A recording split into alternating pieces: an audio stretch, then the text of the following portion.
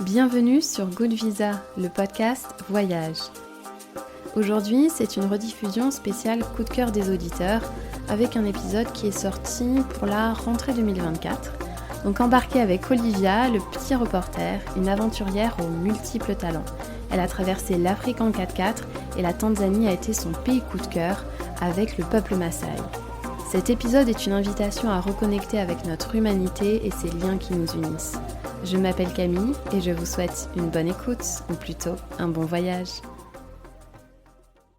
Bonjour à tous, bonjour à toutes, bonjour Olivia. Salut! Comment vas-tu aujourd'hui? Comment te sens-tu? Eh ben écoute, très bien, il fait beau, tout va bien. C'est la rentrée. Ouais, aussi, ça fait bizarre, l'été est passé très vite. Est-ce que tu pourrais commencer par te présenter pour celles et ceux qui ne te connaissent pas assez rapidement? Qui est le petit reporter? Bah du coup, je m'appelle Olivia, j'ai 29 ans et quand on englobe un petit peu tout, on peut dire que je suis créatrice de contenu spécialisée dans le voyage. Et en creusant un peu, c'est qu'en gros, je passe beaucoup de temps à l'étranger en voyage et j'essaye de faire des photos, des vidéos, de partager un petit peu mes découvertes, des rencontres à travers différents réseaux sociaux. Donc il y a sur Instagram, il y a sur YouTube, il y a mon blog voyage, pas mal de petites choses. Il y a des formats un petit peu plus aventure et il y a des formats un petit peu plus poussés documentaires. Donc c'est très large, mais en gros, je pars en voyage, souvent seule, et puis j'essaie d'aller à la rencontre des autres et de partager ça. Parce que ce que tu expliques dans tes vidéos, c'est que tu as vraiment quand même un but éducatif dans tout ce que tu transmets en fait. Ouais, j'essaye que ça soit pas juste centré sur ma personne parce que je trouve que enfin, ça me ressemble pas forcément. Donc il y a des choses, des fois c'est juste mes découvertes, mes états d'âme, tout ça. Mais après il y a une grosse partie à côté où j'essaie justement de poser des questions, de faire que les gens m'expliquent un petit peu leur histoire ou quelque chose de plus culturel, ce genre de choses. Et vraiment, en fait, je trouve que les réseaux sociaux peuvent être utilisés aussi comme ça, où justement, à travers des photos et des vidéos, on peut aussi apporter des informations, apporter un petit peu de quelque chose que les gens n'iraient pas forcément chercher parce qu'ils vont pas aller creuser sur différents pays, parce qu'on peut pas non plus s'intéresser à tout. Mais du coup, j'essaye de leur apporter un petit peu ça, parce que je vais aller dans des pays où peut-être moins de gens vont. Et je me dis qu'à travers mes réseaux sociaux, justement, j'ai cette possibilité de faire passer des messages et je trouve ça vachement intéressant de pouvoir justement travailler à faire à moitié mes aventures, à moitié des découvertes culturelles et essayer de faire un petit mix de tout ça. Et c'est pour ça que je suis tellement contente de te recevoir sur le podcast, puisqu'on disait juste avant, c'est vrai qu'on est assez alignés là-dessus sur partager toutes ces découvertes culturelles, pardon, comme tu viens de le mentionner. Et peut-être expliquer aussi d'où vient le nom Le Petit Reporter, parce que c'est ton nom sur YouTube, sur Instagram. Ouais, bah ça c'est quand j'ai commencé du coup mes réseaux sociaux, donc c'était en 2018. À la base, je voulais simplement créer mon blog voyage trouver un nom, en fait, je trouve que c'est le plus compliqué dans tout ça. Donc, je voulais quelque chose qui sonnait un petit peu, justement, avec le côté documentaire, le côté, ok, je vais pas juste partager ma vie, mais je vais essayer de faire des trucs un petit peu plus creusés. Et du coup, au final, le petit reporter, c'est venu parce que, vous voyez, il y avait le mot reportage, même si c'est différent, je fais pas du reportage genre pour la télé, mais il y avait cette notion quand même voilà, pour les documentaires, pour tout ça, le fait d'avoir un petit peu ce côté quand même journalistique avec des interviews, avec des sujets plus profonds. Et je trouvais que ça englobait bien un petit peu tout ce que je faisais. Complètement. Et puis c'est vrai, tu l'expliques aussi sur ton blog, tu as fait des études de journalisme, et puis il y a donc tous ces voyages, tu as fait un tour du monde en solo, ensuite là, ta grande aventure en Afrique dont on va parler. Et pour la petite anecdote, j'explique toujours un petit peu comment les invités se sont retrouvés sur le podcast. Moi, ça va faire un peu plus d'un an que j'ai lancé Good Visa, un peu plus d'un an que j'ai découvert aussi en parallèle ton compte. Tu vois, je pense que l'aspect culturel, Instagram, c'est tout de suite dit, allez, on va lui suggérer cette personne-là et tu étais en voyage et il me tardait qu'une chose assez égoïstement, c'est que tu rentres pour pouvoir nous raconter tout ça. Et encore merci d'avoir accepté mon invitation, comme quoi la patience paye souvent. Et donc je suis vraiment ravie de te recevoir. Donc c'est vrai qu'en termes de pays, quand j'ai vu tous les pays que tu avais fait, je me suis un peu posé la question, bon, on va prendre lequel? Et c'est vrai qu'un des pays qui ressortait du lot et un pays où tu es beaucoup retourné, c'est la Tanzanie. Est-ce que tu pourrais nous expliquer comment ça se fait que tu sois autant retourné dans ce pays, cet amour que tu as pour cet endroit? Ouais, bah, la Tanzanie, en fait, j'y suis allée la première fois pendant mon tour du monde, justement. Donc, j'étais partie 8 mois toute seule au moment où j'ai créé mes réseaux sociaux et c'était pour voir justement si ça me plaisait déjà, si le fait de faire du contenu en voyageant, ça me plaisait, si ça pouvait marcher, si ça pouvait intéresser. Et en fait, dans les derniers pays juste avant de rentrer en France, je suis passée par le Kenya et la Tanzanie. Donc, c'était la première fois que j'allais dans cette zone du monde. Pas la première fois en Afrique, parce que j'étais déjà allée au Maroc, mais j'étais allée que au Maroc en Afrique jusque-là. Et en fait, ça a été un gros coup de cœur, parce que je savais pas du tout à quoi m'attendre. Mine de rien, quand j'avais dit sur les réseaux que j'allais au Kenya et en Tanzanie toute seule, j'avais eu pas mal de messages de personnes en mode Mon Dieu, tu vas toute seule dans cette zone en Afrique, tout ça. J'étais là-bas, enfin, les gars, tranquille, hein, c'est pas exceptionnel non plus. Et en fait, ça a été que de la belle découverte. J'ai vraiment passé plusieurs semaines au final entre Kenya et Tanzanie. J'y suis restée 1 mois et demi dans les deux pays, 3 semaines et 3 semaines à peu près dans chacun. Et en fait, c'était exceptionnel. Vraiment, j'ai fait que des belles découvertes parce que justement, je savais pas à quoi m'attendre. Et en fait, chaque jour, je découvrais quelque chose, que ce soit pour les beaux paysages, que ce soit pour la culture locale, la facilité de voyager en fait quand on est une femme seule. Et du coup, ça m'a beaucoup marqué. Et la Tanzanie particulièrement, parce que comme c'était la fin de mon tour du monde, je commençais, mine de rien, à être un petit peu fatiguée, d'être avec mon sac à dos, d'être toute seule. T'as quand même, au bout d'un moment, t'as envie quand même de revoir tes proches. T'as la fatigue physique aussi. Et en fait, je me suis retrouvée un peu par hasard chez une famille franco-maçaï. Donc en fait, elle s'appelle Fanny, lui, il s'appelle Ibra. Et j'avais fait des petites recherches sur Facebook. À ce moment-là, ils n'étaient pas encore ultra développés. Ils commençaient à se développer, mais ils n'étaient pas encore très connus dans le monde du tourisme. Et en fait, ils avaient une chambre d'hôte dans le centre du pays, la Tanzanie, et ils proposaient de venir dormir chez eux. Et Ibra, qui est Maasai, proposait d'aller dans son village, là où il est né, là où il a grandi, pour découvrir la culture Maasai. Et moi, je trouvais ça absolument génial. Donc, au final, j'ai passé quasiment 10 jours avec eux. Donc, les premiers jours à me reposer à la chambre d'hôte tranquillement, à les rencontrer et tout. Et puis après, je suis partie avec Ibra dans le village. Et j'y ai passé 4-5 jours. Et en fait, c'était juste fou. J'étais acceptée enfin, dans une famille qui connaissait bien. On a passé vraiment du temps. J'ai pu découvrir beaucoup de choses de leur culture. Et en fait, enfin, je me sentais vraiment super bien. J'ai tissé des vrais liens avec eux. Et en fait, quand je suis partie, quand j'ai quitté le village, je me suis vraiment dit, c'est impossible de ne pas revenir. Et en fait, oui, je suis revenue plusieurs fois parce que déjà pour moi-même, j'avais très envie de retourner là-bas, j'avais un fort attachement. J'avais envie de... En fait, je me sentais très très bien là-bas et je me sentais bien avec les gens. Donc j'adorais pouvoir y retourner, c'était un petit peu une safe place. Et c'est à ce moment-là aussi que j'ai commencé à proposer des voyages organisés avec certains abonnés, parce que justement j'avais eu beaucoup de retours en mode Ah, mais c'est trop bien que justement tu montres une partie du monde qu'on ne connaît pas forcément ou sur lequel on peut avoir des a priori. Et en fait, j'ai eu beaucoup de personnes qui me disaient j'aimerais bien y aller, mais j'ose pas ou je sais pas trop comment faire. Et donc, avec Fanny et Bra, on a organisé des voyages sur place. Et donc, c'était trop bien de pouvoir déjà rencontrer des gens qui suivaient mes aventures, vivre un petit bout avec eux et leur montrer justement que le continent africain et particulièrement du coup la Tanzanie, en fait, c'était génial à découvrir, qu'il y avait plein de choses à faire et que c'était safe d'y aller, que enfin, ça valait vraiment le coup. Et du coup, c'est comme ça que j'y suis retournée plusieurs fois parce que il y avait ces petits voyages organisés où à la base, je me suis dit, bah, je vais en faire un et puis on va voir ce que ça donne. Et en fait, il y avait eu tellement de demandes qu'au final, en Tanzanie, j'en ai fait quatre. Ah oui, quand même. euh, 4 ou 5. Donc ouais, et voilà, c'est vraiment un lien très particulier avec ce pays. Et là d'ailleurs, ça fait plusieurs années que j'y suis pas retournée. J'y suis retournée juste en sortant de la pandémie de Covid. Donc c'était début 2021.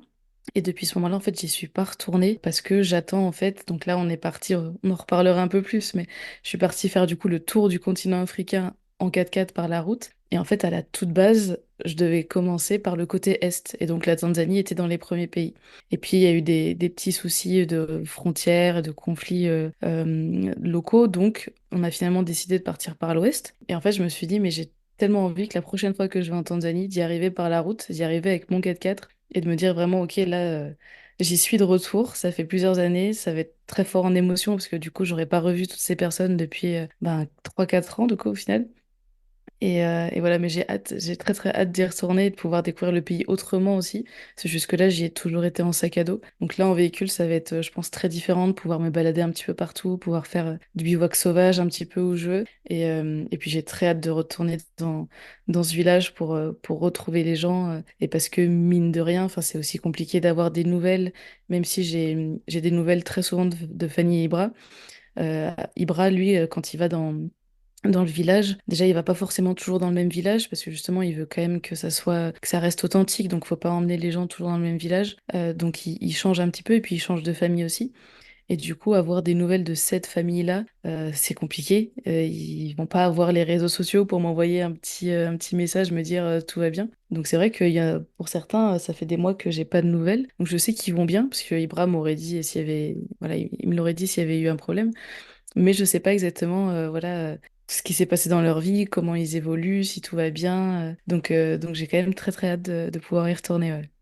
J'imagine avec les enfants qui grandissent aussi, parce que tu as rencontré beaucoup d'enfants. Effectivement, on a tellement de choses à couvrir, j'ai vraiment hâte. Donc à mon habitude, je fais un petit rappel historique, une petite introduction sur le pays. Donc la Tanzanie, c'est 65 millions d'habitants. La capitale, c'est Dodoma, mais la ville principale, c'est Dar es Salaam. Et donc c'est situé en Afrique de l'Est, c'est frontalier avec le Kenya, l'Ouganda, le Rwanda, le Burundi, le Congo, la Zambie, le Malawi, le Mozambique et l'océan Indien. Toujours plus de Ouais. frontières. Et donc la langue parlée, c'est le Swahili et l'anglais. Il y a aussi bien évidemment plus de 120 tribus, chacune avec sa propre langue, culture et tradition. Donc on est vraiment sur un énorme mélange culturel. Et donc comme je le disais, petit rappel historique, il y a d'abord eu donc cette période précoloniale avant l'arrivée des Européens où la région était bien un carrefour commercial important. Il y a ensuite eu la colonisation allemande, un mandat britannique, ensuite l'indépendance. Il y a ensuite eu la formation de la Tanzanie avec l'union de, alors, je vais peut-être pas bien le prononcer, mais Tanganyika et Zanzibar. Donc Zanzibar, Ouais, Tanganyika. voilà, donc Zanzibar, c'est pas un pays indépendant, mais une région semi-autonome au sein de la Tanzanie. Et ensuite, il y a eu une transition vers une économie de marché dans les années 80-90. Et en termes de géographie, donc sur ton blog, tu racontes, bien évidemment, je mettrai le lien à la fin et dans le descriptif de l'épisode, tous les endroits que tu as pu découvrir, parce que vu que tu y es retourné plusieurs fois, tu as été à des endroits différents, tu as expérimenté différentes façons de voyager au sein de la Tanzanie. Donc si on couvre un petit peu les grandes zones, il y a forcément donc le mont Kilimandjaro, le plus haut sommet d'Afrique et le plus haut du monde qui ne fait pas partie d'une chaîne de montagnes. Qu'est-ce que ça t'a fait la première fois que tu as vu le mont Kili, comme tu mets, je crois, dans ton blog? Alors en fait, ce qui est drôle, c'est que la première fois que j'ai vu le Kili, c'était pas côté Tanzanie, c'était côté Kenya. Parce qu'en fait, le Kilimandjaro, il est vraiment à la frontière au nord de la Tanzanie. Et donc, on peut le voir aussi du Kenya. Et en fait, comme je suis allée au Kenya avant d'aller en Tanzanie, eh ben, je suis allée dans le parc qui s'appelle le parc Amboseli, qui est côté Kenya, et en fait, qui est absolument incroyable parce que tu as tous ces animaux de la savane, et en toile de fond, tu as le Kilimandjaro. Et alors, il est souvent sous les nuages, parce que justement, il est très haut, donc il y a beaucoup de nuages souvent. Et en fait, dans les derniers jours où j'étais au Kenya, il s'est découvert à un moment donné. Et ça m'a permis d'ailleurs de faire parmi mes plus belles photos d'animaux avec justement ces éléphants et le Kilimandjaro derrière, et c'est juste incroyable. Et du coup, en fait, c'est quand je suis retournée en Tanzanie, je l'ai revu, mais en fait d'une manière totalement différente, parce que j'étais totalement de l'autre côté, donc t'as pas le même point de vue. C'était pas la même saison, donc les neiges éternelles là-haut n'étaient pas les mêmes non plus. Et en fait, j'étais vachement plus proche, parce que côté Kenya, donc tu le vois, mais tu le vois quand même de très loin. Alors que quand tu arrives côté Tanzanie, tu peux littéralement être au pied du Kilimandjaro. Tu peux évidemment le grimper aussi, mais moi je l'ai pas fait à ce moment-là. Mais rien que d'être au pied, c'était juste incroyable parce que c'est un géant. Tu n'as rien autour, c'est tout plat et tu as juste ce mont Kilimandjaro là qui s'élève. Et c'est incroyable justement. En fait, tu dis, je suis sur le continent africain, il y a quand même des animaux de la savane, mais il y a une immense montagne avec de la neige là-haut. Et c'est juste hors du commun, je trouve. Rien que d'en parler, j'en ai des frissons parce qu'effectivement, j'ai en tête les photos qu'il y a sur ton blog. Et en parlant de climat, donc c'est un climat tropical, il y a la saison sèche, la saison des pluies. Comme tu le disais, si on monte en altitude, ben bien évidemment, les températures vont chuter, mais sinon, en température moyenne, on avoisine les 30 degrés, voire plus, j'imagine, et le soleil tape très fort. Comment t'as ressenti, toi, ce climat? Ouais, c'est un climat qui peut être très... Moi, c'est l'humidité qui me gêne en général, parce que c'est un peu étouffant. Donc même si des fois, t'as du 30 degrés, mais si c'est du 30 degrés un peu sec, genre tu peux quand même... tu bouges et c'est pas non plus insupportable. Mais quand l'humidité est là, bah, si t'as 30 degrés, tu fais un pas et t'es déjà tout coulant. Donc la Tanzanie, c'est un petit peu un milieu dans tout ça, c'est que tu as de l'humidité, donc il va faire chaud. Quand tu as les 30 degrés, tu les sens. Tu es bien content d'être le soir. Heureusement, la nuit, ça retombe en général. Donc tu passes quand même des nuits agréables. Mais c'est vrai que tu es content de prendre un petit peu de hauteur, principalement dans le nord de la Tanzanie, où justement c'est un petit peu plus en relief. Ça fait du bien de prendre un petit peu de hauteur parce que cette chaleur, elle peut être quand même assez forte. Après, moi, du coup, je suis habituée à pas mal voyager dans les pays chauds, donc je crains pas trop le chaud. Mais c'est vrai que ça peut faire un petit peu bizarre, mais c'est vrai, c'est pas étouffant comme chaleur, donc ça reste agréable. Tu peux quand même, la journée, tu peux faire plein de choses. Donc ça va pas t'empêcher de pouvoir faire des activités chouettes et tout. Donc en fait, c'est bien, c'est un juste milieu, je trouve, où vraiment, bah, par exemple, si tu pars pendant l'hiver en France, bah, tu sais que tu vas aller dans un pays chaud, tu vas prendre un petit peu de soleil, un petit peu de vitamine D, c'est cool, sans non plus étouffer, quoi. Oui, parce que je crois que tu me mentionnais forcément juillet-août, il y a beaucoup de monde. Toi, tu recommanderais plutôt d'y aller, voilà, pendant que c'est l'hiver en France? Bah, c'est vrai que pour avoir moins de monde, c'est cool. Après, la Tanzanie, donc la grosse saison des pluies, c'est vers avril-mai. Donc là, il peut vraiment, vraiment beaucoup pleuvoir. Donc il y a des gens qui y vont quand même parce que ça veut pas dire qu'il va pleuvoir H24, mais en fait, à plusieurs moments dans la journée, tu vas avoir des grosses averses qui vont passer. Après, il va refaire beau, mais tu auras ces averses quasiment quotidiennes. Donc après, tu peux adapter un petit peu ton programme.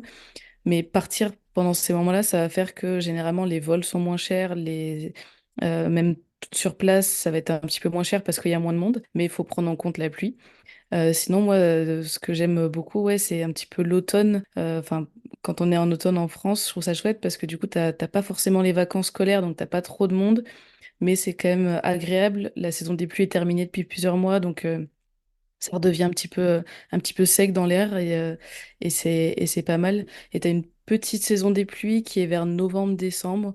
Moi, j'y suis déjà allée pendant cette période-là et du coup, c'est des petites averses qui passent. Après, ça dépend des années, hein, c'est jamais la même chose. Des fois, tu peux avoir des plus grosses averses, des fois, tu n'auras pas grand-chose. Mais voilà, la petite saison des pluies m'a pas empêché d'y aller. Après, voilà, il faut regarder un petit peu t'as les pour et les contre selon quand tu pars, quoi. Ça marche. Et donc, on parlait du mont Kilimandjaro. Moi, j'étais assez étonnée en termes de paysage.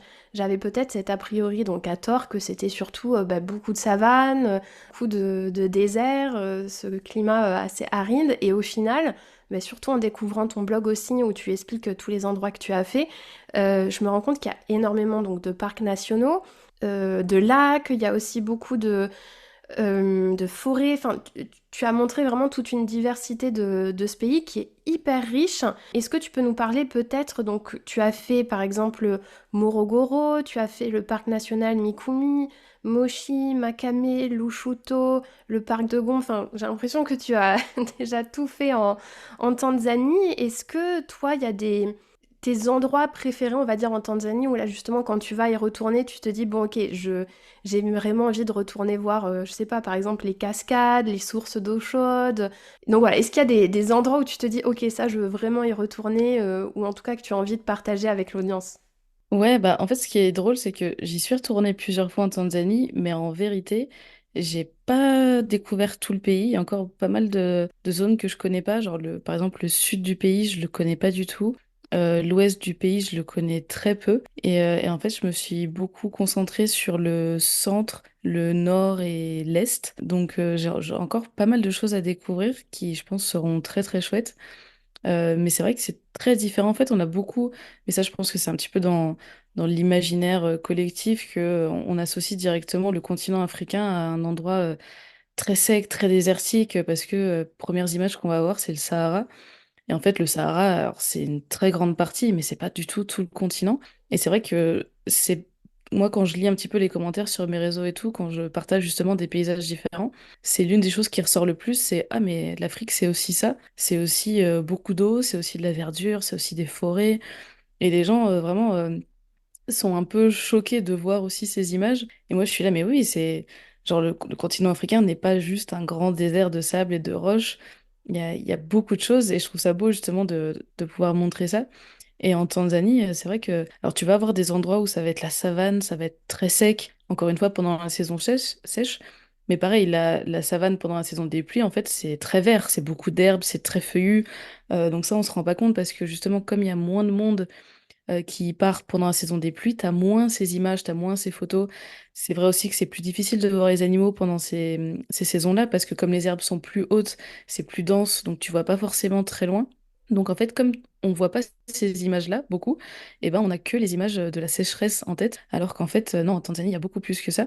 Et c'est vrai que bah justement, alors moi le centre du pays, donc c'est là où Fanny et Ibra habitent, donc à Morogoro, pas loin du parc de Mikumi, qui est une réserve avec pas mal d'animaux. Là où les villages Maasai sont dans ce coin aussi, là où je suis allée. Après, il y en a aussi dans le nord du pays. Et du coup, c'est vrai que moi, je connais beaucoup cette région-là du centre, que j'aime beaucoup, qui est pas forcément la plus exceptionnelle en termes de paysage, mais d'un point de vue culturel et relationnel, moi, je trouve c'est juste super intéressant et c'est pour ça que j'y retourne. Après, il y a des gens, quand ils retournent en Tanzanie, ils vont passer beaucoup de temps dans le nord du pays, donc autour de Arusha, Moshi, justement au pied du Kilimandjaro parce que tu as plusieurs parcs nationaux qui sont plus connus aussi, comme le Serengeti, le Ngorongoro. Voilà, t'as plusieurs endroits où en fait il y a une concentration d'animaux qui est très forte, et donc les gens ils retournent beaucoup à ces endroits-là. Donc c'est un endroit que j'aime aussi beaucoup. J'y étais du coup allée, mais où j'ai passé moins de temps parce que j'ai moins eu enfin j'ai moins rencontré de personnes. Alors qu'en soi, il y a des gens à rencontrer partout, hein, mais du coup, moi, dans le nord, un endroit que j'avais adoré, c'est justement ouais, Lushoto, où en fait, tu prends un petit peu de la hauteur, tu te retrouves dans une forêt dense, t'es pas très loin du Kilimandjaro, t'as plusieurs cascades, t'as plusieurs petites randos à faire, et en fait, c'est juste fou parce que ça dénote totalement avec quand t'es en bas dans la vallée où bah, t'es dans la savane. En saison sèche, c'est tout jaune, c'est tout sec, t'as pas trop d'arbres. Tu vois les animaux et puis hop, tu prends de la hauteur. Et là, t'as l'impression d'être dans une forêt équatoriale luxuriante. Et en fait, je trouve que cette diversité est très très belle. Après, encore une fois, dans le sud du pays, ça va être différent. À l'est, ça va être encore différent, justement, parce que tu vas avoir le littoral, tu vas avoir les belles plages de sable avec l'eau turquoise. Enfin, c'est encore super différent. Et donc, il y a pas mal de choses que tu peux faire en allant en Tanzanie. Quand tu creuses un petit peu, des fois, les gens, ils ont justement cette idée que tu vas rester que dans le nord parce que c'est là où il y a les choses les plus connues. Alors c'est très bien de le faire. Si tu as un peu plus de temps, faut pas hésiter aussi à sortir de ces endroits-là et aller un petit peu bah, justement dans des zones un petit peu moins touristiques, mais où c'est tout aussi beau. Et en fait, tu vas faire vachement de découvertes parce que tu n'auras pas forcément ces images en tête de ce que tu vas découvrir. Donc tout va être un petit peu nouveau. Et voilà, je trouve ça chouette parce qu'il y a beaucoup de choses à faire dans ce pays. Ça met des étoiles plein les yeux. Et justement, en parlant de tout ce qui est safari, parler des animaux, donc tu as vu des animaux partout, partout en Tanzanie. C'est impressionnant sur les photos que tu as prises. Je pense effectivement, tu disais celle avec les éléphants, qui est juste splendide. Qu'est-ce que ça t'a fait les premières fois? Parce que donc, tu as effectivement beaucoup voyagé, tu as vu d'autres pays du continent africain, donc par exemple le Kenya, j'imagine que tu as vu beaucoup d'animaux aussi. Mais qu'est-ce que ça fait quand on voit pour... Est-ce que tu te rappelles les premières fois où tu as vu tous ces animaux dans la savane? Ça devait être assez magique, j'imagine. Ah ouais, pour moi, c'était un rêve. Et je me rappelle très très bien de mon tout premier safari. Alors du coup, mon tout premier, c'était côté Kenya.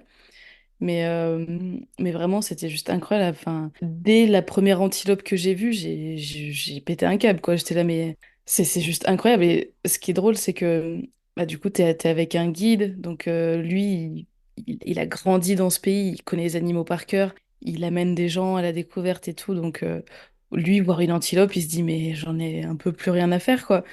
Et puis là, t'as quelqu'un à côté qui est en train de pleurer et de crier en mode Mon Dieu, c'est une antilope, oh mon Dieu, c'est une girafe. Et puis quand tu vois au loin et tout pour la première fois, c'est juste, c'est incroyable parce que tu te dis vraiment, t'es pas.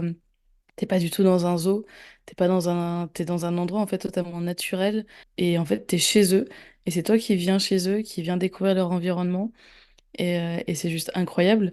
Et je sais que bah, la première fois pour certains animaux, quand je les ai vus de loin, déjà de loin, je trouvais incroyable de voir leur silhouette et puis en fait je me suis rendu compte que tu pouvais les voir de plus proche. Que bah, justement, quand les guides ils connaissent bien, ils savent les endroits où il faut aller, ils savent comment approcher les animaux tout en les respectant, parce qu'il faut pas les embêter non plus. Et en fait, au bout d'un moment, je trouvais ça juste fou parce que tu te retrouves avec un éléphant qui passe à 5 mètres de toi et t'es là, mais genre c'est réel quoi. L'éléphant passe là et il fait sa vie, il s'en fout de toi parce qu'il ressent pas un danger, il sait, voilà, il sait que t'es pas là pour le menacer. Mais c'est juste fou parce que tu te sens tout petit. Tu te dis que si tu l'embêtes, ben clairement, enfin, il te donne un coup de trompe ou il aurait pas envie de le faire, hein. Mais tu peux imaginer que si jamais il se sent menacé ou en danger, ben en fait, t'es rien du tout à côté de lui. Et c'est ça qui est beau parce que tu vois la puissance de la nature. Et après, enfin, moi, le summum, ça a été justement pendant mon tout premier safari, j'ai eu la chance de voir une famille de lions et de voir des lionceaux. Et c'était juste un rêve. Je voyais leur petite tête sortir là des herbes. C'était vraiment juste incroyable. Et du coup, j'ai eu la chance de faire d'autres safaris après. Et franchement, à chaque fois, alors oui, t'as plus la même découverte que la première fois, c'est normal. Mais à chaque fois, je suis à fond parce que je trouve ça juste magique de les revoir.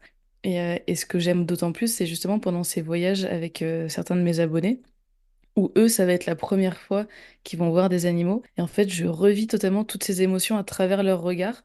Et moi, je suis là, bah, attends, je vais essayer de chercher des animaux pour eux, pour voir leur réaction. Et justement, avec Ibra, des fois, c'est un jeu parce que ils sont entre guides, ils ont des talkie-walkie, des fois, pour voilà, se dire, ah bah là, j'ai vu un animal. Donc, le but, c'est. Bon, alors, moi, quand on y va avec Ibra, à Mikumi, c'est un petit parc national, donc tu te retrouveras jamais avec des dizaines d'autres voitures. Mais du coup, c'est voilà, un guide par exemple va tomber sur un lion, il va prendre le temps avec les gens avec qui il est de profiter, et puis une fois qu'il aura bien profité, il va dire à un autre guide qu'il connaît, bah, au cas où, à cet endroit-là, j'ai vu un lion. Et comme ça, la prochaine fois, si c'est l'autre qui voit un lion, il lui dira, et puis il se donne des petits tuyaux. Et du coup, des fois, c'est très drôle parce que pendant nos voyages, Ibra, tu vas le voir, il parle du coup en Swahili au talkie. Et puis tout d'un coup, il s'excite un petit peu et puis il nous regarde, il va nous dire Lion. Et là, du coup, nous, on est en mode quoi? Lion, lion, lion. Et donc après, on roule tranquille. Et puis nous, en fait, on est là, mais attends, on a trop hâte, incroyable. Et puis là, on tombe sur le lion. Et t'es là, mais c'est juste fou, quoi. Et c'est trop bien de pouvoir redécouvrir un petit peu toutes ces émotions à travers les yeux des gens. Et ça fait que je reste totalement émerveillée. En plus, c'est toujours différent. Parce que quand tu vas voir des animaux, justement, des fois, tu vas voir des scènes de vie. Des fois, il y a un animal, des fois ils sont un troupeau, des fois tu vas avoir des bébés, des fois ils sont en période de chasse. Enfin, c'est tellement différent à chaque fois que tu ne peux pas ne pas être émerveillé, quoi. Donc, non, c'est vraiment fou de voir ces animaux, surtout dans ces paysages-là. Parce que c'est pareil, il y a plusieurs parcs nationaux. Chaque parc a bah, des paysages différents. Donc, des fois, tu vas être justement dans un endroit où c'est très sec, tu vois à perte de vue. Et puis après, ça va être un parc où ça sera un petit peu plus dense. T'en as un où tu verras bah, le Kilimandjaro en toile de fond. T'en as un autre, tu verras juste rien à perte de vue. Enfin, du coup, c'est assez fou quand même d'avoir toute cette diversité et toutes ces découvertes possibles dans un seul pays.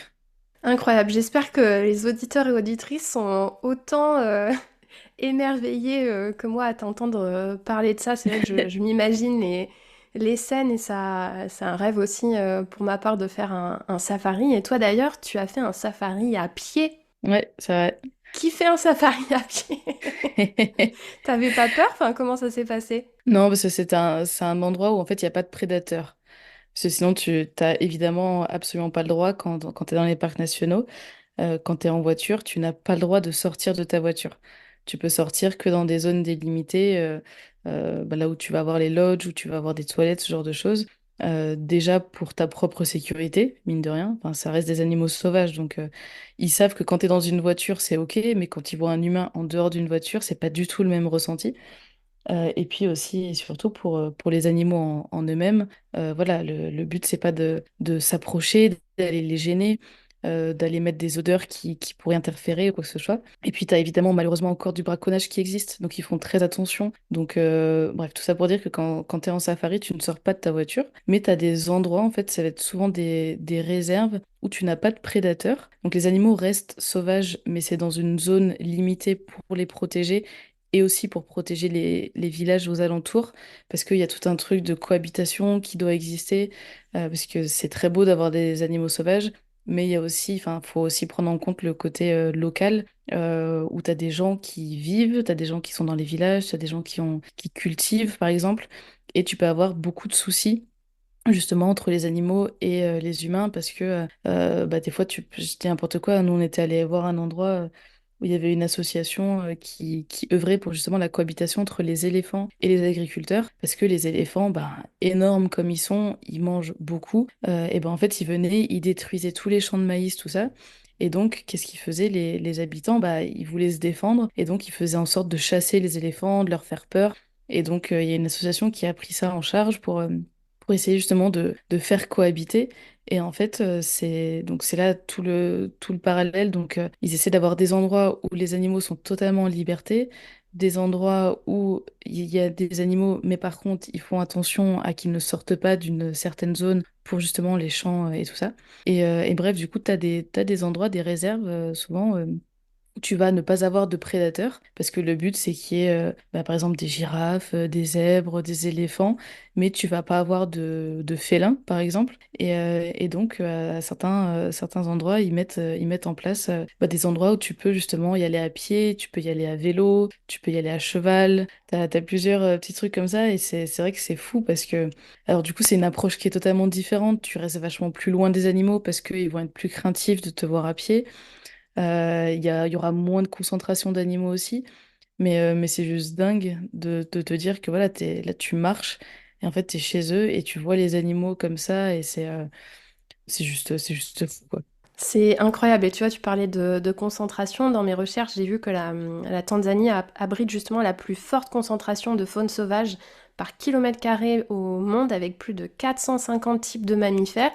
Est-ce que toi, justement, quand tu étais dans ces safaris et ainsi de suite, est-ce que tu as ton animal fétiche, on va dire, que tu adores voir? Ouais, alors moi j'avoue que j'aime plusieurs animaux à fond, mais j'aime particulièrement les zèbres. C'est vraiment mes chouchous, je les trouve juste trop mignons. Pourtant il y en a plein, hein, donc les zèbres c'est quand même assez simple de les voir en safari. Mais je suis une grande passionnée aussi de chevaux, donc du coup les zèbres pour moi je les trouve juste trop chou. Et puis les lions je les trouve magiques parce que justement c'est un petit peu plus difficile de les trouver. Ça va être plus au lever et au coucher du soleil qui vont être en mouvement après la journée. Souvent ils vont dormir dans le bush donc tu les vois pas trop. Et du coup j'adore en fait quand c'est un peu plus rare de les voir, tu te dis c'est trop beau et enfin le lion quoi, toute la puissance, c'est juste magique. Et après, j'avoue que peu importe l'animal, quand il y a des bébés, moi je suis gaga. Enfin, ça peut être un bébé gnou, un bébé éléphant, un bébé girafe, peu importe. Quand c'est en taille minuscule, je trouve ça juste incroyable. Et je crois que le plus mignon d'ailleurs que j'ai vu, c'était un bébé rhinocéros. Il a vécu quelques jours. Mais juste, c'est tellement mignon. C'est-à-dire qu'il est déjà super costaud. Il a la tête d'un vrai rhino, mais il est 10 fois plus petit que sa mère, quoi. Et c'est juste incroyable. Moi, quand je vois des bébés, je suis totalement gaga, quoi. Moi, je pense que si j'en fais un et effectivement je vois des bébés animaux, on m'a perdu. Enfin, c'est fini. Et c'est une super bonne nouvelle pour les rhinocéros parce qu'on sait qu'ils sont quand même extrêmement menacés. Donc c'était une trop bonne nouvelle que tu vois un bébé. Et en parlant de bébé miniature, est-ce que tu connais le dik-dik? J'ai vu qu'apparemment c'est une espèce d'antilope en Tanzanie qui fait 40 centimètres de haut. Non mais Oui, 40 ouais. centimètres. Et tu en as déjà vu? Oui, j'en ai déjà vu, c'est trop chou. Ça doit être trop mignon. C'est vraiment minus. Ah ouais, non, c'est trop. Et puis enfin, c'est vraiment, t'as l'impression que c'est un bébé. Et en fait, non, c'est pas un bébé, c'est son espèce, mais c'est tout petit, c'est trop chou. Et du coup, c'est très enfin, ça peut être assez rapide et du coup, assez dur de les voir, surtout dans la savane et tout, mais non, c'est trop chou cette espèce. J'adore. Vraiment, je pourrais parler des heures rien que de la partie safari, mais effectivement, je vois l'heure qui tourne et j'ai encore plein de questions à te poser. Un autre aspect que j'aimerais beaucoup qu'on aborde sur la Tanzanie, qu'on aborde beaucoup dans le podcast, c'est bien évidemment l'aspect culturel, la rencontre avec l'autre. Et justement pour ça, petite parenthèse dans cet aspect culturel sur la Tanzanie, tu as lancé il y a quelques années ta propre série documentaire, on va dire, que tu as appelée Humanité. Est-ce que tu pourrais nous résumer rapidement ce projet, puisque tu as choisi de faire un épisode sur la Tanzanie et les Maasai dont on parlait tout à l'heure. Est-ce que tu veux bien nous expliquer cela? Ouais, mais justement, quand j'expliquais que à travers mes réseaux sociaux, je voulais faire différents formats, il y a un format qui vraiment me faisait rêver, c'est le format qui est un petit peu plus reportage télé, donc c'est-à-dire des reportages plus longs, parce que sur Internet, en général, on essaye de faire pas trop long parce que le temps d'attention est différent. Et donc, c'est vrai que la plupart de mes vidéos sur YouTube, par exemple, elles font entre 15 et 20 minutes. Mais je voulais faire des formats plus longs, plutôt dans les 50 minutes, où en fait, je pouvais vraiment montrer plus de choses, mettre plus d'interviews, mettre plus d'informations sur un sujet. Et donc, je voulais vraiment pouvoir faire ça. Et en fait, la beauté d'Internet, c'est que tu peux faire ce que tu veux, en fait, hein. Quand tu lances si tu as une idée, tu lances un concept et puis tu tentes. Et donc, j'ai eu cette idée de la série documentaire. Et en fait, c'était vraiment de pouvoir faire des reportages au long cours sur différentes cultures, sur différents sujets.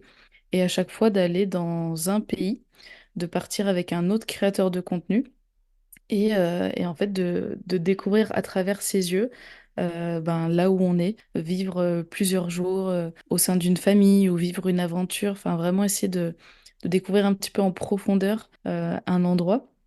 Et c'est vrai que bon, pour moi, c'était juste totalement logique de faire l'un de mes premiers épisodes en Tanzanie parce que j'étais allée plusieurs fois dans cette famille Maasai, dans ce pays, et je voulais un petit peu, enfin, en gros guillemets, leur rendre hommage dans le sens où leur laisser une visibilité et un format où justement on pouvait vraiment passer du temps avec eux, découvrir plusieurs choses, voir ce qui allait se passer parce que c'est pas scénarisé, donc on sait jamais ce qui peut se passer. Et du coup, ouais, j'y suis partie avec Pauline, donc du blog World Health, et on a passé plusieurs jours au sein de la famille que je connaissais. Et donc, pareil, c'était super beau de découvrir à travers les yeux de Pauline, justement, qu'elle voit la culture Maasai, qu'elle rencontre les gens, qu'elle se rende compte de comment ils vivaient, leur quotidien, tout ça, elle leur posait plein de questions parce qu'elle était très curieuse.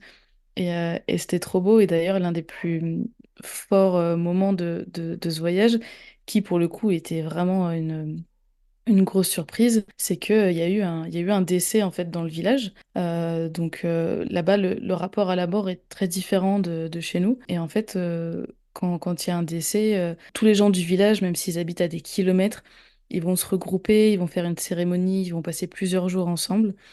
Et donc à ce moment-là, on a vu tout ça, on a vécu tout ça. Et l'un des derniers soirs, enfin, alors qu'on allait se coucher, tout d'un coup, il y a Ibra qui est là et qui dit, mais attendez, j'entends quelque chose. Alors nous, avec Pauline, on se regarde, on n'entendait rien du tout, mais eux, ils sont très habitués à faire attention à n'importe quel bruit. Et donc il dit, attendez, j'entends quelque chose, venez, on prend la voiture et on va dans cette direction. Donc on monte dans la voiture, on y va. Et en fait, là, on tombe en plein milieu de la nuit, hein. Et ben, il y avait les jeunes Maasai qui s'étaient regroupés et en fait qui étaient en train de faire des danses et des chants pour justement rendre hommage à la personne qui était décédée. Mais en même temps, c'était un moment d'unité, de se regrouper, de célébration, enfin de voilà pour c'était juste super beau et super puissant.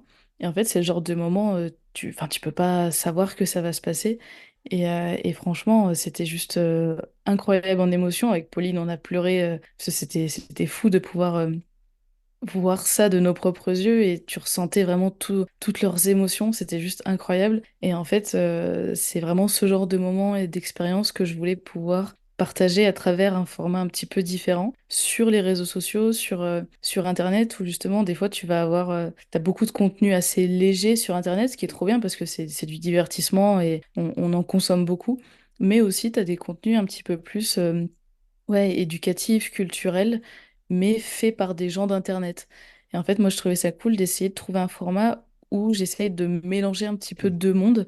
ça fait assez prétentieux de dire ça, mais c'est réel, en mode j'amène un petit peu de code de la télé, mais j'amène aussi beaucoup de code d'Internet.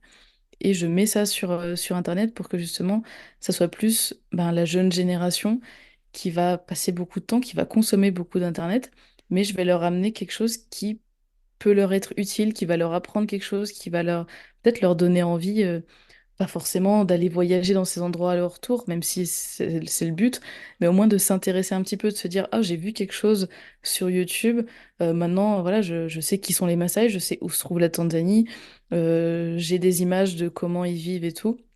En fait, je trouve ça beau justement d'avoir cette liberté de pouvoir mélanger un petit peu tout ça pour que ça soit du contenu qui, à la fin, je l'espère en tout cas, est utile et permet d'avoir une visibilité pour des sujets qui sont pas forcément mis en avant, quoi. Encore une fois, ce que je disais au début, c'est pour ça que j'adore ton projet, ta série et tout ce que tu partages, parce que on se retrouve encore une fois par rapport au podcast. C'est vraiment mon souhait aussi de qu'à la fin de la journée, les gens, comme tu dis, se disent pas forcément bon ben ça y est, je veux absolument aller en Tanzanie. Bon perso maintenant, je veux absolument aller en Tanzanie, ça c'est clair et net.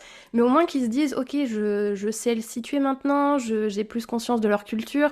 Tiens, tel sujet maintenant va me faire réfléchir un petit peu plus à ma propre vie parce que justement dans ce reportage où tu dis d'ailleurs je crois toi-même dans une de tes vidéos c'est un petit peu le rendez-vous en terre inconnue des créateurs de Ouais. contenu et des jeunes. Et c'est vrai que moi qui suis une grande fan de cette émission, c'est dans ton reportage, je l'ai retrouvé, je te le disais juste avant de commencer, j'étais même presque frustrée qu'il y ait qu'une heure, entre guillemets, même si j'imagine le travail phénoménal qu'il y a derrière, tellement c'était bien et tellement j'avais l'impression de regarder l'émission. Donc encore une fois, je mettrai bien évidemment le lien et on va pas avoir le temps de couvrir tous les sujets par rapport à la culture Maasai, mais j'encourage vraiment l'audience à aller regarder ce reportage parce qu'en plus tu fais ça, vu que tu es toute seule, enfin, tu es la seule vidéaste et tu expliques que c'était ton souhait aussi pour rester dans l'authenticité, pour Mm.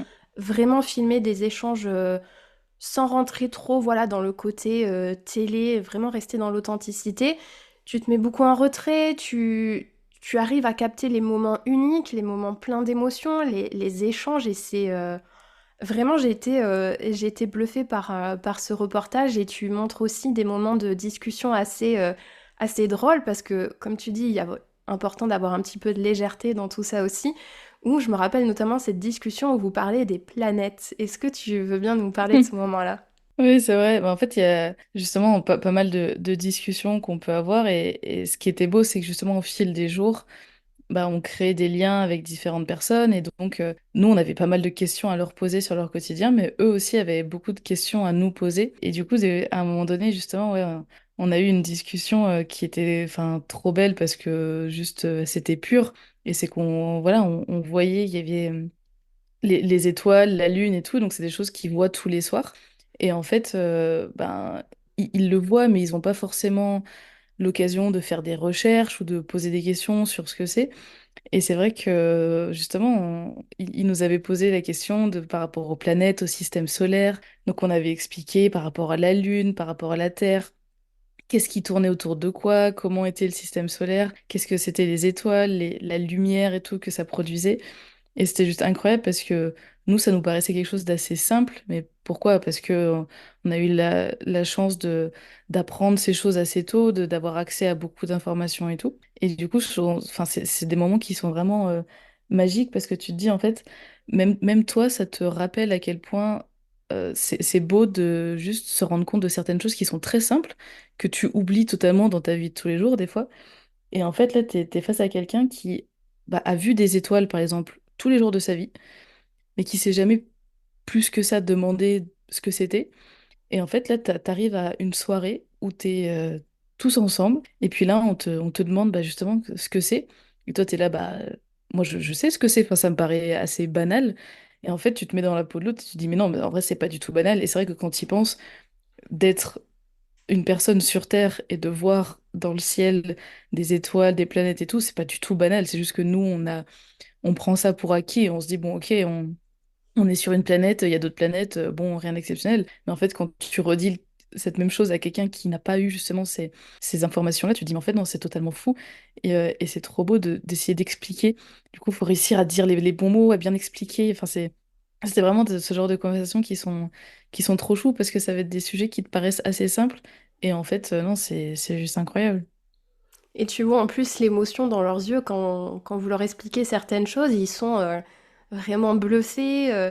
Même ils expliquent que eux, ils pensaient qu'on pouvait aller au bout de la terre pour aller toucher un mur. Enfin, et ils racontent ça de façon très naturelle. Et Mm. comme tu dis, tu te mets dans la peau de l'autre et tu essaies de te dire, bah oui, il n'a pas eu toute l'éducation qu'on a reçue forcément. Donc c'est vraiment hyper riche comme échange. Et tu vois, hier soir, j'ai regardé Rendez-vous en terre inconnue en Tanzanie avec la femme de Jamel Debbouze, dont j'ai oublié le Mélissa nom. Torio.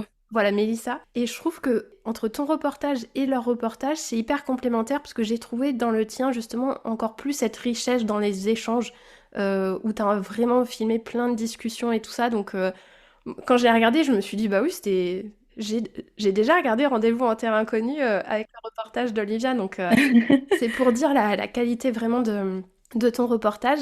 Et une autre discussion aussi qui m'a beaucoup plu par rapport à la culture, comme je le disais, on va pas pouvoir aborder tous les aspects de la culture Maasai malheureusement, mais ce qui m'a beaucoup marqué, c'est ces notions, enfin ces échanges par rapport aux femmes et aux hommes, au rapport qu'ils ont.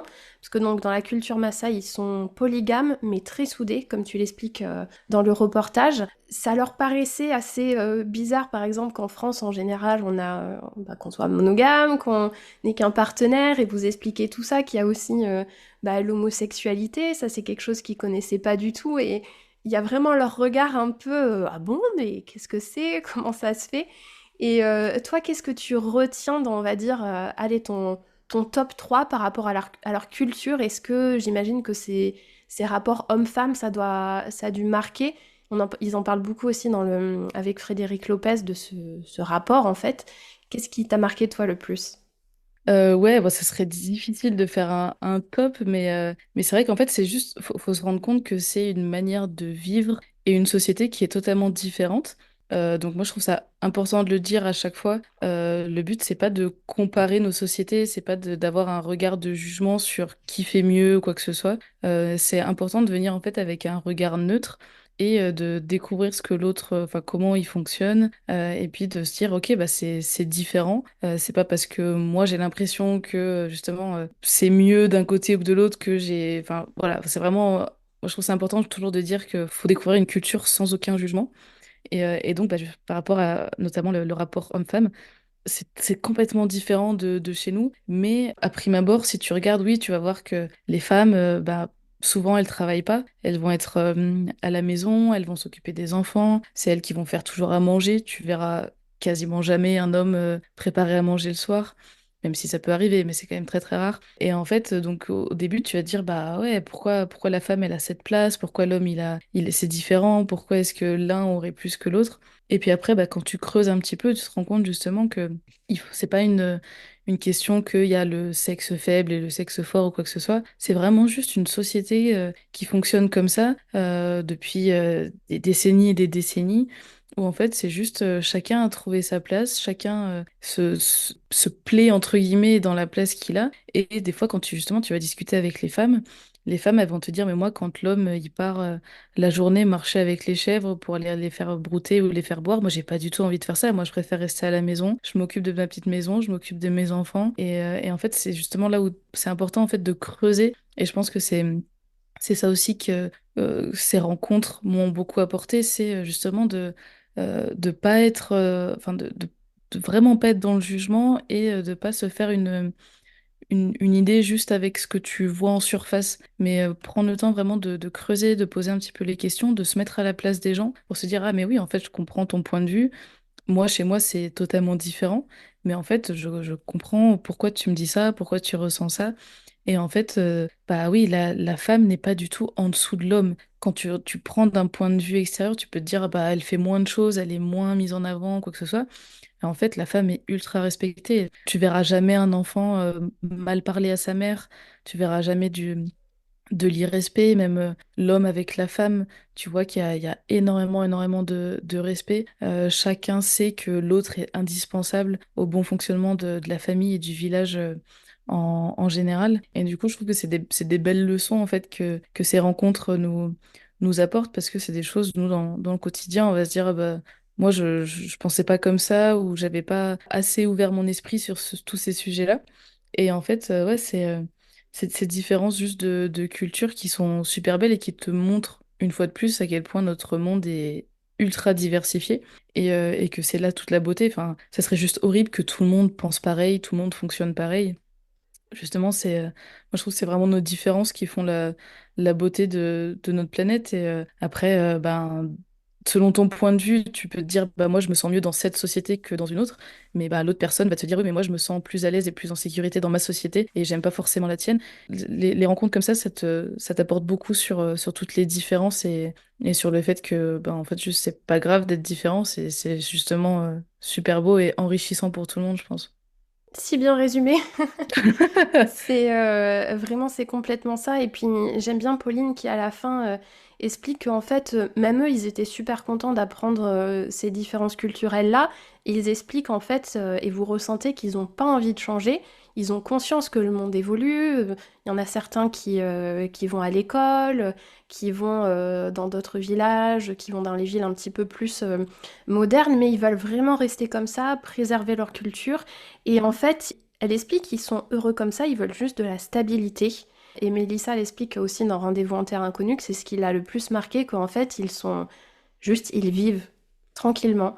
On a vraiment l'impression qu'ils se prennent pas trop la tête, que c'est vraiment cette stabilité et cette force tranquille. Et donc voilà, pour les auditeurs et auditrices qui ont envie d'en apprendre plus sur la culture Maasai et voir des moments riches en émotions, je vous conseille vraiment de regarder le reportage d'Olivia. Comme je disais, l'heure passe très vite, mais si on peut aborder, avant de terminer, quand même un petit peu ton grand voyage de ces dernières années, de ces derniers temps, c'est donc l'aventure en 4x4. Donc, est-ce que tu peux expliquer pour celles et ceux qui ne connaissaient pas ton parcours avant, d'où est venue cette idée de partir comme ça, traverser l'Afrique en 4x4?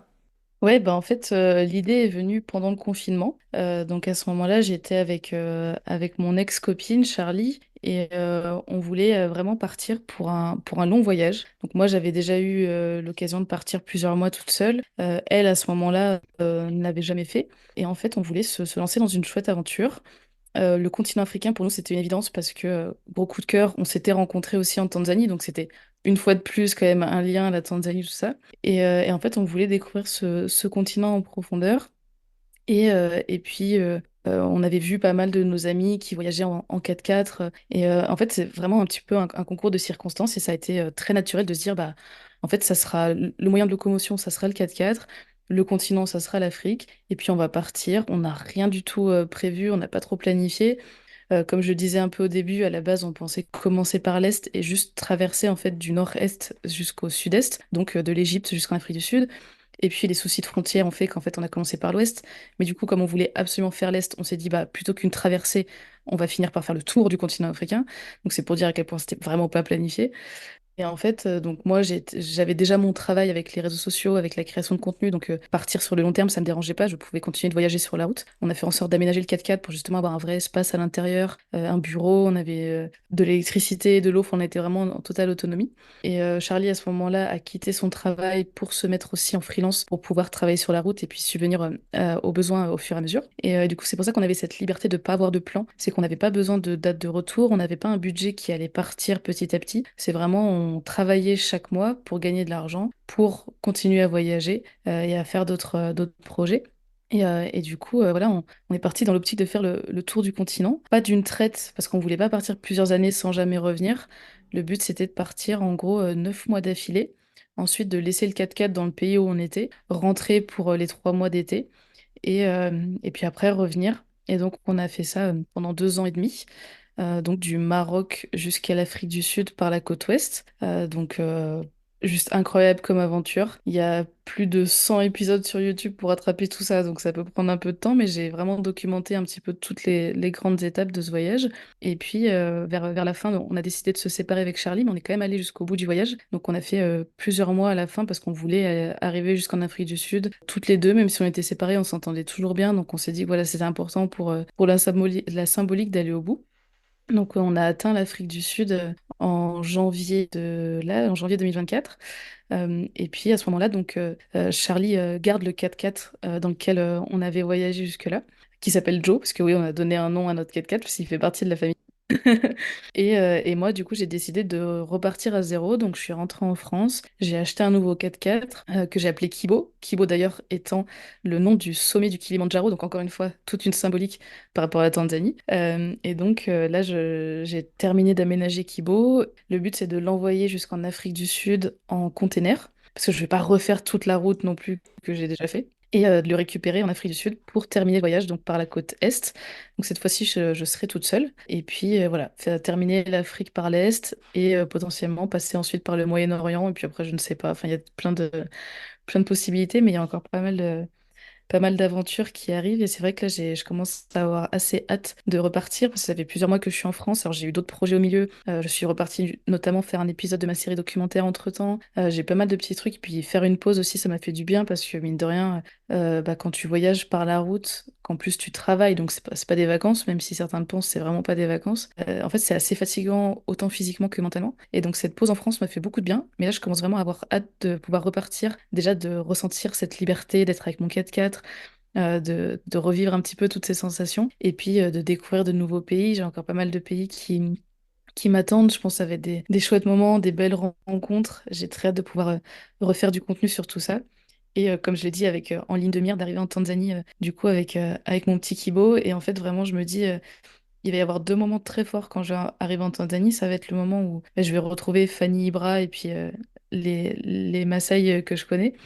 Et puis, il y aura aussi le moment où, quand j'irai dans le nord du pays, où j'ai très hâte de pouvoir prendre une photo de mon Kibo en face du sommet Kibo et de me dire toute la symbolique que voilà, il est venu de France et qu'il arrive en Tanzanie.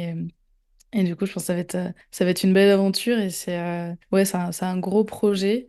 Et je pense que le fait de justement de partir en véhicule, de pouvoir sortir un petit peu des sentiers battus, prendre son temps dans chaque pays, c'est ça aussi qui permet de découvrir enfin, pas mal de choses. Et moi, je trouve ça intéressant de pouvoir le documenter justement sur mes réseaux parce que pareil, ça montre différentes facettes. Du voyage, du continent, du fait de voyager seul, d'être en 4x4, d'être sur un continent qui est encore bourré de préjugés. Enfin bref, il y a plein de choses qui font que moi j'adore cette aventure et là j'ai très hâte de pouvoir repartir. Incroyable, t'as répondu à je ne sais pas combien de mes questions là d'un coup, donc franchement merci, c'est parfait. Est-ce que tu as des petites appréhensions quand même peut-être, parce que là ce coup-ci tu pars donc seule à l'aventure. Déjà, ben, deux femmes toutes seules avec un 4x4, enfin vous m'avez bluffé, tu le partages dans certaines de tes vidéos, c'était pas de tout repos quand même, vous vous êtes transformé en mécano par moment. Sur certaines vidéos, tu expliques que tu as ta routine check-up pour le 4x4. Enfin, c'est bluffant. Vous vous êtes retrouvé aussi, pareil, encore une fois, tu documentes tout. Il y a eu des sorties de route dans le sable, dans l'eau. Et j'imagine d'ailleurs que c'est pour ça aussi que tu as préféré partir avec un Defender, enfin un vrai 4x4 plutôt que partir avec juste un van aménagé. Là, du coup, est-ce que tu te dis, bon, là, je pars toute seule, on sera pas deux pour certaines de ces galères, est-ce que t'as pas un petit peu d'appréhension? Honnêtement, non. Moi, j'ai jamais eu peur de voyager seule.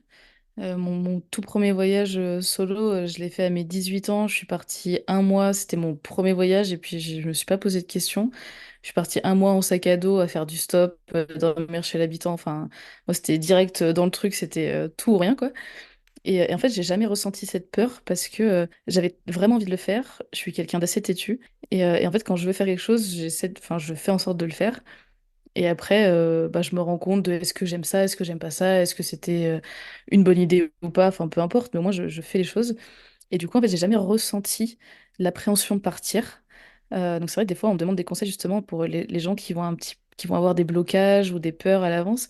En fait, moi, j'ai jamais ressenti ces peurs, donc c'est difficile d'exprimer, enfin de m'exprimer là-dessus.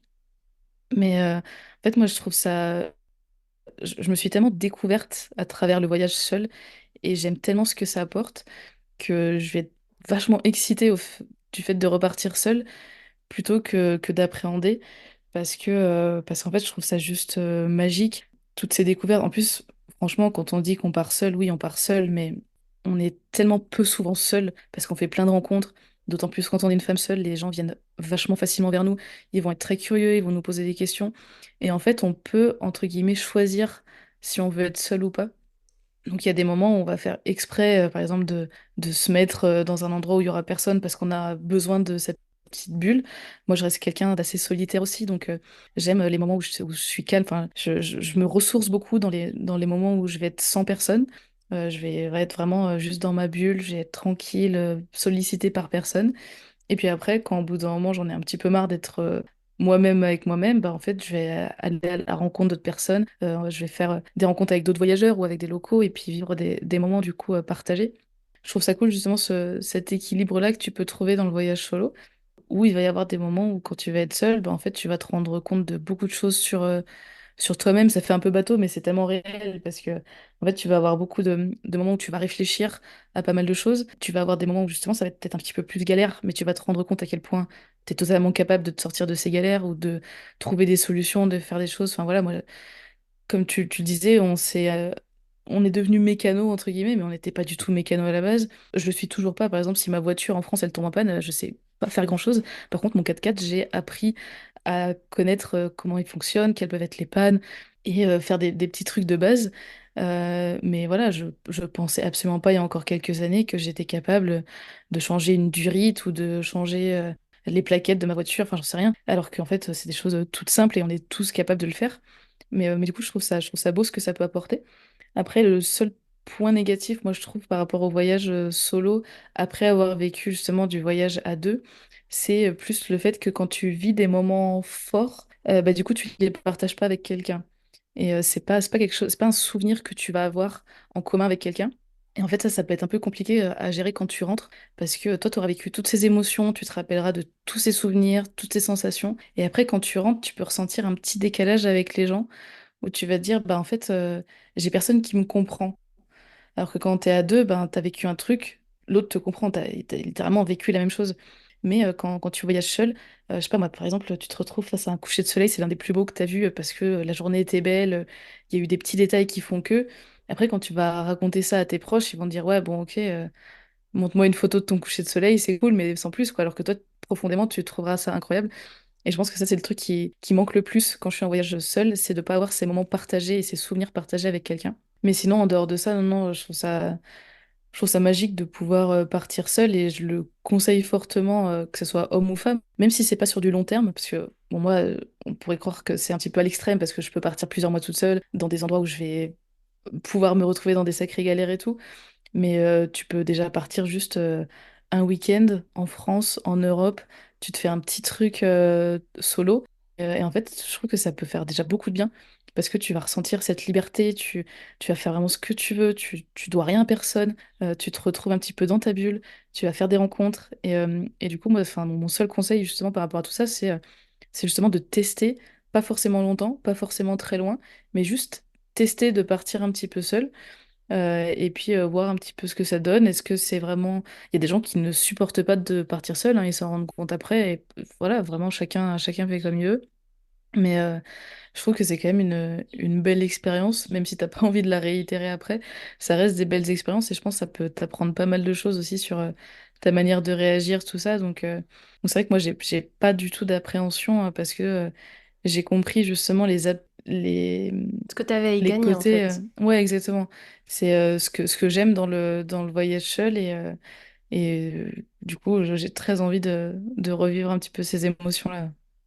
Et puis en plus, tu seras quand même un petit peu accompagné, j'ai envie de dire, avec ta communauté, puisque je me doute que tu vas continuer à documenter tout ça. Et encore une fois, je me répète, mais j'encourage vraiment les gens à aller regarder tes vidéos sur YouTube, parce que comme je le disais, voilà, je pense qu'on aurait pu parler pendant 2 3 heures pour rentrer un petit peu plus en détail pour tout ce côté sur ben, l'aménagement de votre maison roulante, en fait, comme tu le dis, où tu as fait pas mal de vidéos pour expliquer... ben, Ouais, comment ça se passe l'aménagement d'un 4x4 ou même d'un van, les accessoires indispensables, comment comprendre et installer l'électricité, l'isolation, tu parles un peu aussi de ce côté mécanique.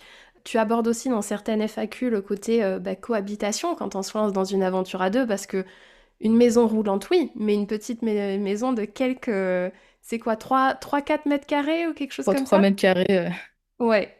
Donc voilà, j'imagine que c'était pas simple tous les jours non plus. Donc ça, voilà, tu l'abordes beaucoup sur ton blog. Et Peut-être est-ce que, pour terminer par rapport à cet aspect 4x4 quand même, outre le fait que c'est un peu ta maison roulante, qu'est-ce qui te plaît le plus dans ce voyage en 4x4 justement? Bah, moi, je pense que c'est vraiment la liberté. C'est la liberté et l'autonomie que t'apporte le véhicule.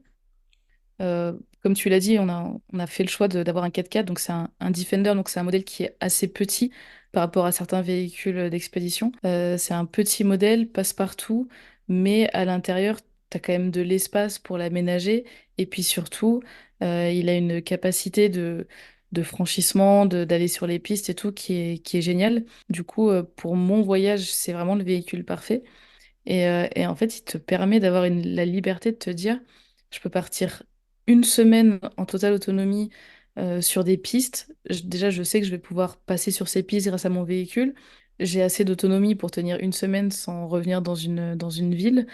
Et puis, ben, pendant cette aventure, je vais sûrement aller dans des endroits où peu de gens vont, où je vais aller rencontrer des gens qui vont être super intéressants. Et en fait, moi, au début, j'avais beaucoup voyagé en sac à dos. Je trouvais ça aussi très chouette de voyager en sac à dos. Mais c'est vrai que depuis que j'ai découvert le voyage en véhicule, notamment en 4x4, c'est vraiment mon moyen de voyager ben, préféré parce que ça te permet de découvrir tellement de choses. Et je trouve ça juste génial. Et en fait, on se rend compte que même si on pourrait avoir l'impression que le fait de partir en véhicule, ben, tu vas peut-être moins t'ouvrir aux autres, alors que quand tu es en sac à dos, tu es littéralement, entre guillemets, exposé. T'as pas une carapace autour de toi, c'est toi qui es là. Et on pourrait croire qu'en véhicule, bah, une fois que tu t'enfermes dans ton véhicule, bah, tu vas pas forcément à l'extérieur ou quoi que ce soit.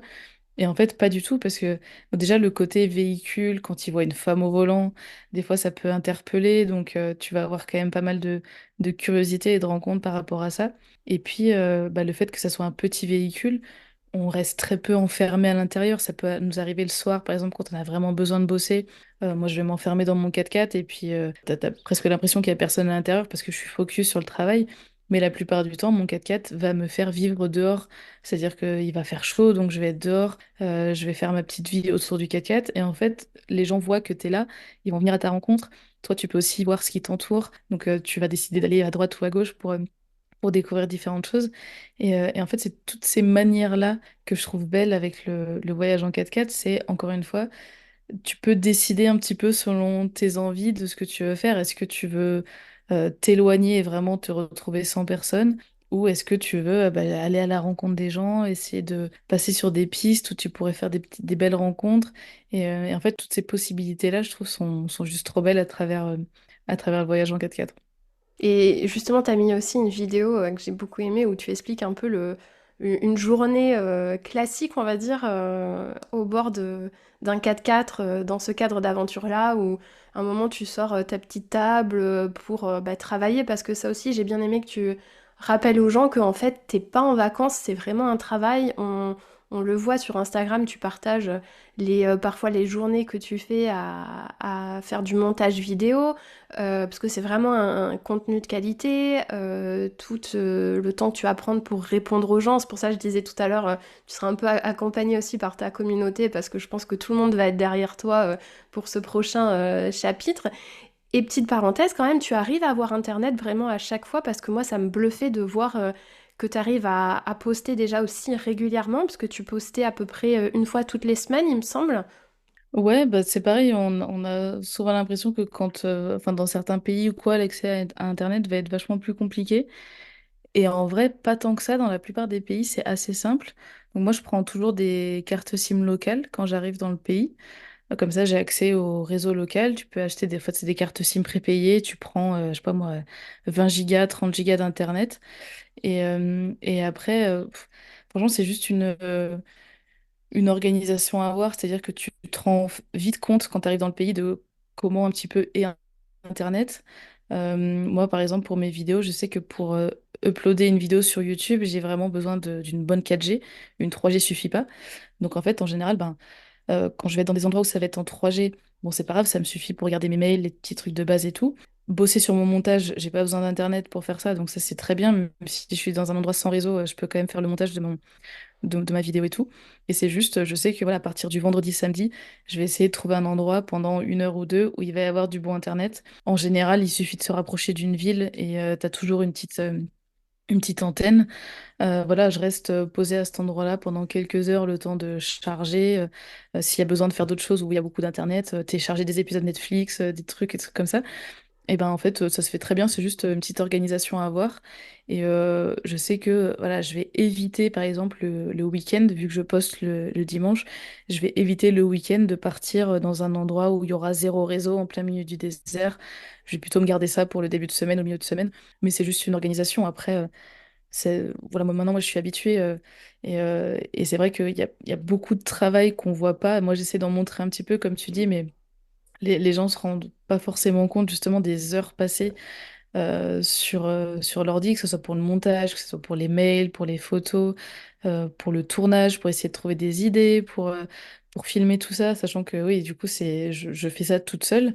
Même quand on voyageait du coup à deux avec Charlie, on avait chacune notre travail, donc Charlie ne prenait pas du tout part à la création de contenu pour mes réseaux. Et du coup, c'est vrai que c'est énormément de travail et c'est juste une organisation et une discipline à avoir comme si tu travaillais pour quelqu'un en France. C'est juste que moi, j'ai fait en sorte que mon travail, je puisse le délocaliser de un peu n'importe où et que je puisse choisir ben, mes horaires et mes tâches à faire. Donc, des fois, ben, je vais travailler très tard le soir, je vais travailler les week-ends, les dimanches, les jours fériés. Au final, je vais clairement faire un 35 heures, voire plus à la fin de la semaine. C'est juste que ça sera souvent dans des endroits chouettes. Donc, ça, c'est clair. Mais bon, j'ai fait en sorte de pouvoir le faire. Et c'est juste que bah, tu te rendras pas forcément compte parce que ça sera parce que je vais pas le filmer, je vais pas le partager, tout ça. Et c'est vrai que des fois justement les retours des gens, c'est drôle de lire ça parce que tu vas voir certains qui justement se rendent compte du travail. Et puis tu vas en avoir d'autres qui vont dire ah mais on aimerait beaucoup plus de vidéos, beaucoup. Et alors je suis là, attendez, vous vous rendez pas compte déjà pour faire une vidéo par semaine, le travail que c'est, plus tout ce qui est à côté. Mais du coup, c'est pour ça que moi, je trouve ça important de montrer un petit peu les backstage aussi, parce qu'on ne le voit pas forcément. Il y a des créateurs qui montrent pas ça. Moi, je trouve ça cool de justement montrer, ben, des fois, voilà, je travaille beaucoup, des fois, j'arrive pas à faire les choses à l'heure. Enfin, des fois, il va pas y avoir de vidéo le dimanche parce que ça a été trop intense ou parce que j'ai pas réussi à gérer mon timing ou qu'il y a eu un tournage qui s'est calé, qui était vachement intéressant. Et essayer de partager un petit peu tout ça parce que je trouve ça cool aussi d'impliquer justement les gens dans tout ça pour qu'ils se rendent compte et qu'après, ça soit pas juste, bon, bah, ok, un contenu de plus sur les réseaux. Alors que non, derrière chaque créateur, faut pas oublier que c'est beaucoup de travail, beaucoup de réflexion. Et voilà, je pense que c'est des petits rappels qui sont importants à dire. Complètement. Et écoute, on te souhaite justement que ce prochain périple soit exceptionnel. J'ai hâte de voir ces images. En plus, j'imagine que tu vas repartir avec ton drone encore, où tu nous fais Ouais, des images juste incroyables. Il va y avoir aussi donc un prochain épisode de ta série Humanité avec un youtubeur assez connu en plus, où là, encore une fois, on est sur un pays fantastique. Donc voilà, un petit peu de teasing. Donc restez stay tuned pour la suite de tes aventures. Je te souhaite vraiment le meilleur. Encore merci d'avoir partagé tout ça avec nous. Je sais que j'arrête pas de le répéter, mais foncez voir les vidéos d'Olivia parce que c'est vraiment un contenu enrichissant. C'est pas juste voilà, on regarde un YouTuber qui part en vacances. Non, c'est pas du tout ça. Moi, je repense par exemple, tu parlais de ce fait quand vous arrivez des fois dans certains pays en tant que femme au volant, que ça attire un petit peu l'attention. Il y a cette vidéo où vous êtes au Ghana, il me semble, où là, il y a, je sais pas, une vingtaine de gens qui viennent autour de votre véhicule, des enfants qui touchent un petit peu à tout, qui avaient jamais vu ça avant, où il y a aussi une autre vidéo où vous parlez d'une cérémonie vaudou au Bénin, vous avez été escorté par la police. Enfin, je pense que c'est si on pouvait avoir ça sur Netflix, tu vois, ou même je te souhaite vraiment que, je sais pas, par exemple France Télévisions soit interpellé par ta série Humanité parce que c'est vraiment un super contenu. Donc encore merci Olivia. À bientôt pour de nouvelles aventures. Donc on te suit sur Instagram, YouTube, sur le petit reporter. Ouais, bah écoute, merci beaucoup pour ce moment, c'était super chouette. J'étais très contente de pouvoir parler de tous ces sujets. Et puis ouais, il y a pas mal d'aventures qui vont arriver, donc je vais essayer de partager ça du mieux possible sur mes différents réseaux. On a trop hâte. Donc pensez, j'allais dire comment on peut te soutenir, ben, à s'abonner sur ta page Instagram, regarder les vidéos YouTube, pensez à s'abonner, à liker les vidéos. Donc voilà, on te soutient et encore merci et à très bientôt. Merci beaucoup. Merci à vous, merci pour votre écoute. J'espère que cet épisode vous a plu, qu'il vous a permis de vous évader et de vous ressourcer. J'ai besoin de vous pour que l'aventure Good Visa continue. Vous pouvez vous abonner sur votre plateforme préférée afin de suivre les nouveaux épisodes. Si ce n'est pas déjà fait, vous pouvez laisser 5 étoiles et un avis et même en parler autour de vous. Il y a aussi le compte Instagram Good Visa Podcast, tout attaché, que vous pouvez suivre où je poste régulièrement des photos et des vidéos pour illustrer les épisodes. Ça me touche énormément quand je reçois vos retours, alors vraiment n'hésitez pas à me faire un mot. Merci à vous, à bientôt.